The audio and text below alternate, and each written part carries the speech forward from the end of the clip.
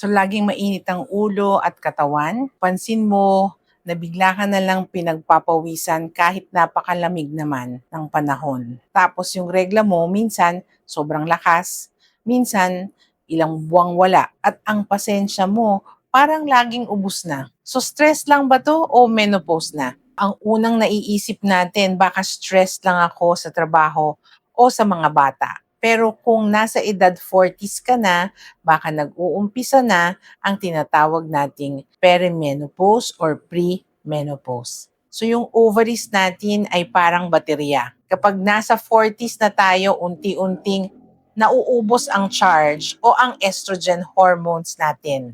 Dahil nagfa-fluctuate o nagbi-blink na ang hormones mo, naguguluhan na ang thermostat sa utak mo. Kaya ka nagkakaroon ng matinding hot flashes, mood swings, at hirap makatulog. So ito ang pinakamalaking pagkakamali. Ang isiping kaartihan lang ito at kailangan mo lang tiisin dahil parte ito ng pagtanda. So hindi mo kailangan magdusa ng tahimik kapag tuluyang nawala ang estrogen sa katawan. Nawawalin din ng proteksyon ang ating mga buto at puso.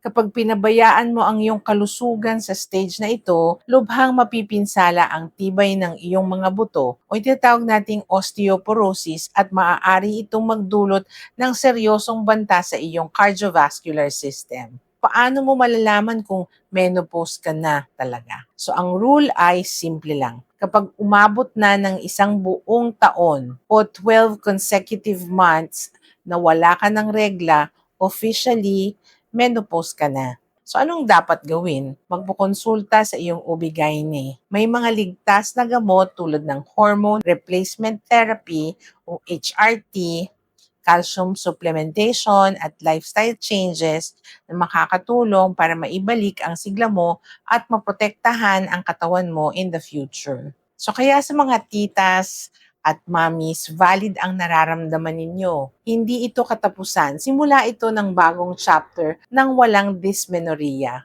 So tag mo yung mga amigas mong laging may dalang pamaypay and follow for more medical truths.